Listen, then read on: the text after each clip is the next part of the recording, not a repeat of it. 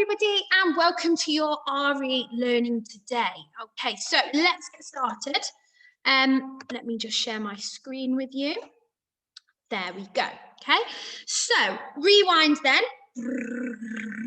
We have been focusing all this half term on the 5 pillars of Islam.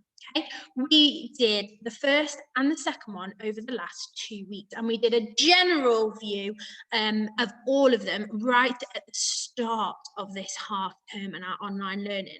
So what I would like you to do is to just take your pause, have a little rewind on what the first pillar was, what the second pillar was, and see if you can fill in my missing words, missing gaps. And then have a little think, can you remember what our third pillar is? Okay, so have a little pause, have a little rewind, and then see if you can recall our STEM sentence for how these pillars impact on the life of a Muslim. Now, we've said this every single week now, so I'm hoping that you are going to be able to remember this sentence straight away. So the first one then, what is it called? And what are these keywords that are missing from my little explanation here? What is the second pillar called? And the set information there. Okay, so have a little pause. Have a little look back in your book if you need to, but I'm hoping you should have it all in here. Then come on back when you have had a go at that. So I'm hoping you've had a little go at that now. So the 5 pillars then. So the first one, let's rewind to two whole weeks ago, is the Shahada. And it is the dedication of faith, and it's to know that God is the only God, because remember, it is Islam is monotheistic. It's a fancy word there, which means they only believe that there is one God, and that Muhammad is his messenger. Okay. The second one, which we did last week, was Salah. And it is the 5 set times that Muslims must pray throughout their day. So hopefully you'll be able to remember those 5 times. And I know that you all created some beautiful, beautiful prayer mats and reflected your knowledge from that lesson. Okay, so the third one today, don't tell me yet if you know what it is. We're going to have a look at it today and do a little bit of digging deeper on the third pillar of Islam. But in a general statement then, how do these impact on the life of the Muslim? I'm hoping that you can remember our little STEM sentence to help us, that the 5 pillars are the duties of a Muslim, and it's how they put their faith into action. Okay, so their faith is that they believe in one God and that Muhammad is his messenger. So how do they then show that? And that they are praying, that they pray 5 times a day to Allah. Again, how do they put their faith into action? They do it 5 times a day. So today then, the third pillar is to know what the third pillar of Islam is and understand what it means. Okay, again, I've still not told you, so hopefully if you can remember it, well done to you. New learning is practiced unless, again, you are one of my experts out there. And why? So again, we are still trying to understand what impact these have on the life of a Muslim. So how does this faith or this part of their religion, how does that impact on their daily life? So zakat is the third pillar of Islam. I'm hoping you remembered that. So my turn, zakat, your turn. My turn, zakat, your turn. Okay, so I'm not going to tell you straight away what zakat actually is or what it means to for Muslims, but I've just given you a little inference picture here. So I want you to see, this might be similar to some of the pictures that you drew right at the start for each of our pillars. Can you rewind your knowledge and remember, what is zakat? What does that mean? The pillar, the third pillar, what does that mean for Muslims? What do they have to do to put their faith into action? Once you've had a little think and had a little reflect, come on back and we will start to learn more about zakat, the third pillar of Islam. So hopefully you've had a little think about that. You've used this picture as a little bit of a clue. So now you can see here what I can see then. What clues can I take from this? So I've got a hand giving some coins to another hand. Now I've also noticed that if you look really carefully, this hand is a little bit dirtier. Okay. I think I can remember. I think it was the practice of actually giving money. Giving money? Shall we have a little learn? Shall we have a little bit learn? a little bit more of a learn about this. Okay, so zakah is an obligatory, key word there, have a think, obligatory. Do you know what that word means? Obligatory means that you have to do it. Okay, if you want to follow this faith, it's something that you do. So zakah is an obligatory payment made to those Allah mentioned in the Quran. Zakah is the practice where a Muslim gives 2.5% of their earnings to charity after they have paid for what is necessary to support themselves and their families. Okay, so it is paying money to a charity. Okay, so 2.5%. It's only a small amount from somebody's earnings, but it can make a huge difference to those charities that they are donating to. So that is extremely, extremely kind. Such a great thing to do. And I'm sure there's lots of you out there that do give money and give things to charity to try and help them out. So that's a really, really kind thing to do. But as we say, it's after they have paid for what is necessary to support themselves and their own families. So this actually means that people who are too poor do not have to suffer hardships. That means they do not have to give zakah if they just cannot afford to do it. Because obviously, if they've not got enough money to look after themselves, then giving their money away can be very, very tricky, because it might mean that they might have to go without, which is a really nice little rule there. So if you can't afford to do it, you don't have to. Okay, so it helps. So yes, it's giving to others and making their lives better, but actually it is said that it actually helps Muslims to realize how lucky they are that Allah has given them what they have.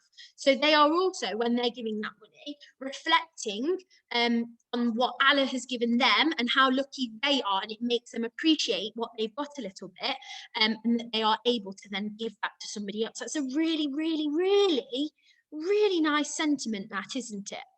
Okay, so actually giving up some of their own earnings to help others. Now, again, I know we've got lots and lots of caring children in our school and in our communities that probably already do this. But I want you just to have a little think then. So it said, payments made to those who Allah mentions in the Quran. So I just want you to have a little pause. And not specifically just Allah, but who do you think might class as somebody that might be in need of zakah? And who do you think might have actually been mentioned in the Quran? Okay, so just have a little think. Who do you think may be in need of this payment or this charity, this support? Okay, what sort of charities might they donate to? And then once you've had a think about who they might be donating this zakah to, this payment, why do you think this is such an important belief for Islam that they've put it into one of their pillars? Why do we think it's such an important? I really, really love that this is one of their beliefs, because I think it's such an important belief, and it's something that lots and lots of religions do, not just Islam. So who do you think might be eligible for this zakah, little bit of help? And why do you think it's such an important pillar? Once you've had a little reflect and written your answers down, come on back to find out a little bit more. Okay, so I'm hoping you've had a little reflect on that now. So I've just got a few ideas here. So zakah, who would possibly be needing this zakah? Who might they donate their money to? I've got poor, so the poor, any poor out there. I've got homeless, which is very, very similar. So you may see some homeless people around the city, and they might be able to get a little bit of food with that, or maybe put them up to get them somewhere to stay for the night, maybe. I put also down here food banks.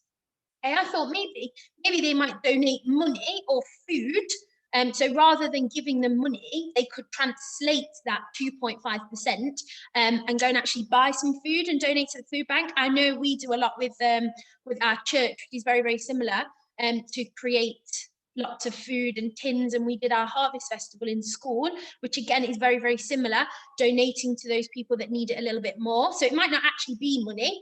I was just thinking they could then use that money to buy something with it, and generally just people in need. So I know that we've probably all come across a time in our families' lives when sometimes we haven't got as much money as we would like to have or we would need. So just generally people that are in need for that moment. So I'm sure you've got lots of other ideas and I'd love to see them all. And then just this second question was more of a chance for you just to reflect, really. So why do you think this is an important pillar for Islam? But also, why do you think this is just an important thing to do? Yes, for other people, but also for yourselves. Okay. So I'm hoping you've written a little answer down to that, because that, again, is all down to your personal opinions. Okay, so why do you think it's important? So hopefully you've written one down. We don't need to share it now, but do make sure that you send it us so we can see your ideas. Okay, so some really good ideas then. So what I've got now is just a little clip of a little girl explaining what zakat actually means, and particularly what it means for her. So let me just share my screen with you. Make sure that my sound is sharing. Okay, here we go. Assalamu alaikum, friends. Peace be with you. Today, we're going to be learning about the third pillar of Islam, which is zakah. Every Muslim must give a bit of their savings to the poor if they can afford to do so. Okay, so there's that key point again there, if they can afford to do so. There are many people around the world that have no food or money. As Muslims, we should do our best to help these people by giving zakah. So how much do we need to give of zakah each year from our savings? I'm just going to pause it there because hopefully you can remember that number that we've already spoken about this morning. So how much of those savings, percentage-wise, do you need to give? And she's going to give us a really nice visual or explanation just to see how this is going to actually impact your the money that you're giving. Imagine you have 100 gold coins and you would need to give away 2.5 gold coins to someone who would really need it. So just a really nice explanation there of that somebody would really, really appreciate those 2.5 gold coins. And if you've got 100 of them, would you really miss that 2.5 those 2.5 coins that you're giving to somebody that might actually change their life? So it's a really, really nice way to think about it. And if you have 1,000 coins, you would give 25 away. And there we go. Again, you can see that it's not a huge impact to people's money if you have quite a bit of money. But obviously, again, you're giving it to the people who probably don't have anything at all. So that would be huge. Allah tells us to wish for our brothers and sisters what we wish for ourselves. Really nice comment there. I'm just going to pause on that because I'm sure we've got lots of different children in our year group that follow lots of different religions. And I know that that's something that lots you will hear repeated throughout lots and lots of religions, that it's a good way to treat people how you would like to be treated yourselves. You might have heard it said before. So if you can afford to give that little bit to somebody else to help them out, you would then wish that if you were ever in that situation, that somebody would do the same for you. So a nice little similarity there between lots and lots of different religions. So if you have loads of toys and beautiful clothes, think about people that don't have any. So let's talk about the blessings of giving zakah to the poor. By giving zakah, we become better people and we become more happy. So just thinking about there, ever reflect on a time when you've helped somebody out? Yeah. And it actually does make you feel really good inside. So knowing that you've given this little bit of money to charity or to somebody that needs it, it's going to make you feel so much better, isn't it? Our sins are forgiven and we become closer to Allah. We need to remember that we don't become poor by giving zakah. In fact, Allah rewards us with much more than what we give to the poor. That's all for today, friends. So a lovely little explanation there about zakah. Okay, so what we're going to do now, we're going to take a little pause and we are going to continue with our learning about zakah. So we're going to take a little pause. So here's just a little paragraph, and I'd just like you to see if you could fill in those missing gaps, the key knowledge that we've learned about zakah, as the girl said. So I say zakah, my pronunciation, do apologise. Zakah is the pillar of Islam. It means giving to people who are or in. Every year, Muslims are expected to give a certain amount of to. Okay, now we know a little bit more about a certain amount. We know exactly how much they give, 2.5%. Okay, so just write this little paragraph for me and see if you can fill in the missing word. Brilliant. So I'm hoping you've had a go at that now. So let's have a look and see how we did. So zakah is the third pillar of Islam. So well done if you got that. It means giving money to people who are poor or in need. Okay, so it's not necessarily always poor, it just might be people that are in need. And every year Muslims are expected to give a certain amount of money to charity. Okay, so we've got a little paragraph now, a little summary of what zakah actually is, but we're just going to take a little pause, and it's a little bit of a, like I say, your own opinions will come into this. Do you think that it is right that a religion tells its followers to give away a set amount of money? Why? Okay, so do you think it is right that a religion here is telling its followers to give away a set amount of money? So like I say, your answer is completely your own opinion here. So what do you think? I just want you to reflect on that. Again, you can write down your answers and show your teachers on your portfolio if you want, but if you want to keep it as a personal thing, that is totally up to you. Okay, so when you've had your little reflect and written or thought about your own answer to that question, then you can come on back, ready for today's activity. Brilliant. So the first little activity then I would like you to think about today is the idea of zakah. Okay, helping others that are less fortunate than yourselves by being charitable. So that means giving to charity, giving that money. Now, it did say if you cannot afford to give that money, then you don't need to. Okay, but I was having to think about this, and is it actually all about giving money? Is there a way that you could show zakah to people around you in your own lives without actually just simply giving money to somebody? Okay, so I've put some examples down here, and so that actually is just giving money. This one is giving food to the food drive. This one here, now this was an interesting one. I was doing a little bit of research before I did this, and actually things like picking up litter, okay, it's something, or helping tidying somebody's garden.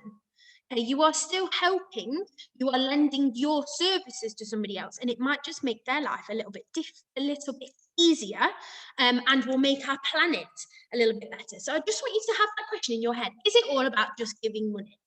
Could you think of 5 examples where you would be helping others that are less fortunate than yourselves by being charitable? Okay, so rather than just giving money, what else could you do in your own life? So I want you to think about you now. How could you help others who are less fortunate than yourself? So it's in a way showing zakah.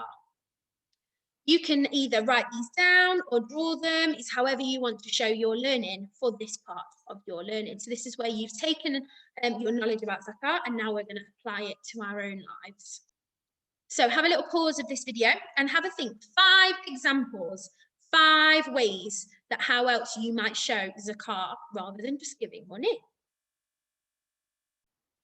Brilliant. Okay, so your independent activity today. Now, I saw this little sheet and I just thought it was a really, really nice visualization of what zakah actually is. So those hands actually giving something to somebody else. Okay, now this sheet, I will put it onto Class Dojo if you actually do want to just print this off, but I do not need this sheet to be filled in. I've said on here, you could use Piccollage, you could use the internet and do some copying and pasting and clipping and snipping, or you could do an actual physical photograph of the things in your actual hands. However you want to do this, I'm giving you free range to create your own version. Okay, so it says in here, can you draw and label 4 pictures? So 4 things in those hands that Muslims could give the zakah. Okay, now the most important thing that I want you to do somewhere in your books or with your picture, so if you're doing a Piccollage, you could have your picture in the middle and then you're typing. I want to know, what is zakah? So just give me a little summary about what it is. And I would also like to know that who it is given to and why. Okay, who it is given to and why. So think about why. Yes, it's not just that it makes the other person better, but how, why, what is the point in giving zakah? How does that impact on a Muslim? Okay, so when they actually give that, yes, it's making that person's life a little bit better and a little bit easier, but how is that? Why is that they are choosing to do that? Okay, so remember, it could be this sheet and you draw it, or I want to see your crazy creative ways that you can create this little sort of poster, if you like, of what zakah is, could be, and why. Okay, I can't wait to see all of your brilliant ideas, because I know we've got some lovely, caring and beautiful children in our year group who will no doubt have lots more brilliant ideas than I will. And I will see you all soon for the next pillar next week. Goodbye.